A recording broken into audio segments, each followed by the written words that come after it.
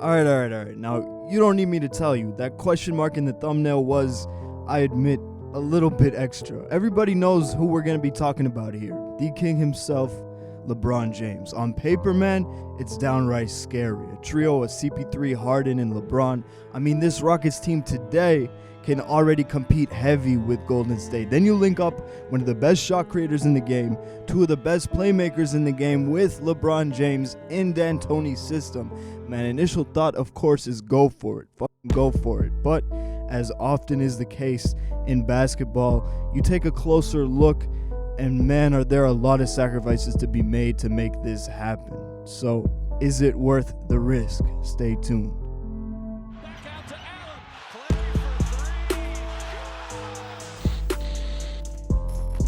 Now, before we begin with this madness, I want to give a big shout out to our sponsor, Hardwood Amino. By far the favorite sponsor I've ever had the opportunity to work with, and I'm going to tell you why. Hardwood Amino is a mobile social network built solely for basketball fans. It's the largest growing NBA fan community in the world with nearly 50,000 members, where you can place yourself into the conversation by voting in polls, taking quizzes to test your knowledge of the game, reading or even writing and creating your own content for the community. You can also debate and meet other NBA diehards in daily public chat rooms about relevant NBA issues, varying from narrowed down specific topics to broader general conversation. Basically, it's the best place for diehard fans like us to congregate online. It's available for both iOS and Android, so go ahead and download the app. And while you're at it, follow your boy on there at Clay Allen. Now back to the matter at hand. Let's begin this conversation by letting go and naturally the first concern we consider when we think about putting superstars together. It's always the same response. Man, hell no, Clay, you tripping. How are they going to fit all that talent under the salary cap? Stop it. Just stop it. Stop it.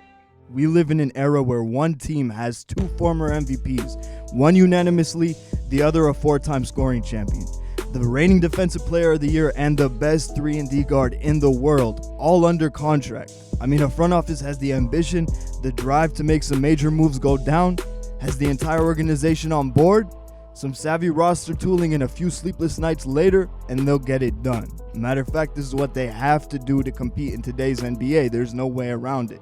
But that being said, it's not like it'd be easy. Houston's already over the cap and looking at a necessary Chris Paul pay raise looming. Now, CP3 could, in theory, take a pay cut if he truly wants to finally bring this long-time dream into fruition, to play alongside his homie LeBron and to have a greater shot at his first ring. I mean, his first finals appearance. His first conference finals appearance. No, I'm just playing. And the way things are projecting, it does look like he will finally make it past the second round in these coming playoffs. But that being said, Chris Paul taking a cut is the least of the sacrifices to be made. Though Houston certainly surprised with the better defense than expected, their winning stems from their superior offensive game. And though both CP3 and Harden are effective shooters, with both their roles being to handle the rock, penetrate, and create scoring opportunities for themselves or others, it's crucial to have someone on the wing to space the floor. This is where Ryan Anderson comes in, one of the best three-point shooters in the league at his size, and having perhaps his most efficient season yet at 29 years old, playing in this great offensive system, putting up the best effective field goal percentage of his career at 58.4%. True shooting percentage also off the charts, also a career high at 60%.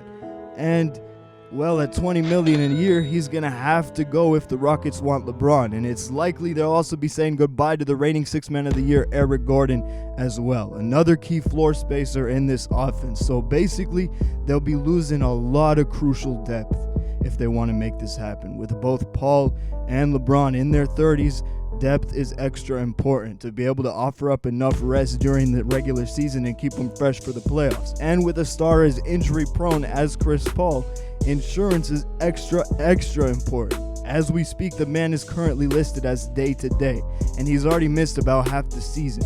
I mean, you can kind of see where I'm going with this, right? This is showing way too many parallels to LeBron's Miami experiment.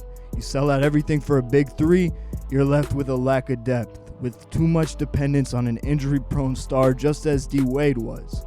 Certainly this team would mesh a whole lot better than that Miami group, but in the end, you still got a team that sounds very nice in theory, the type of 2K dream team that could dominate in a virtual world, in an ideal world, but in reality is faced with a lot of risk. On top of all this, you got Clint Capela, who would, in this scenario, be coming off of his rookie contract after your first season with LeBron in this experiment. And he'll be looking for his first real payday, and you could probably write him off as gone too. Capela is probably the most underrated player in the game at his position, leading the league in field goal percentage, effective field goal percentage, true shooting percentage, basically all areas of efficiency. He's up there amidst a bunch of superstars in PER, number 6th amongst the likes of LeBron, Steph, Giannis, Davis, and Harden, above Kyrie, above KD. Of course, these stats are inflated considering he's scoring off near uncontested looks inside a majority amount of the time. And of course, they're a testament to his system's greatness and to Harden and CP3's greatness, but you got to give him credit at the same time. They're also a testament to how great he is at playing within a system, how effective he is off the ball, how effective he is in the pick and roll, and really the perfect skill set to have alongside this backcourt. He possesses that. And the most impressive part of his game is his defense, what he's been able to do while essentially having no help on the interior. Plus, he's just getting better and better every single season and still has a lot of room for improvement. So when you put all of that together, doesn't this move begin to sound more than a little bit questionable? Absolutely. So much so that I almost wrote this off as the wrong move for Houston to make. I almost made a completely different video about why they shouldn't do this. But then you think of the positives. You think of LeBron, the type of player that he is, how deadly this trio would be regardless of the sacrifices made, how perfectly they'd mesh, the closest we will have seen to Golden State in this modern generation, how with just a little stroke of luck in terms of health, they could possibly be just as good or almost just as good, at least in their first season with Capela and before LeBron and Paul hit their mid-30s. And then you think of the various ways LeBron would make you forget all these issues stated prior. Let's take it one by one. First, let's look at the resulting offensive concerns. In terms of playing off the ball with Harden and CP3, man, forget it. LeBron James would dominate in that role. Is this really a question? In terms of spacing the floor, well, he's absolutely not a great shooter, but he, unlike Ryan Anderson, is definitely having the most efficient season of his career. Career highs all the way across the board in that regard, and playing in this system, we'd probably see him at an even higher level next season. With basically no pressure to be a point forward any longer, we'd see LeBron for once able to exert all energy on scoring the basketball, and we definitely see some insane numbers, and that goes hand in hand with energy saved for the defensive end to let his eliteness show through. Even with Capela gone, I think this team could be solid defensively, again, before their stars hit their mid-30s. So for Houston, this is really a question of waiting out Golden State's dynasty or towards the end of it to perhaps compete with Harden and Capela and a different core afterwards, or going all in a win-now experiment. And really, people, I think they've already clearly answered that question by signing a 32-year-old Chris Paul. Not to mention the nature of their manager. There's no doubt in my mind that Houston will make a Hamptons 5-like push at LeBron next offseason. I think that if LeBron knows what's best for him, he'll forget those young cores of LA and Philadelphia and head south to Texas.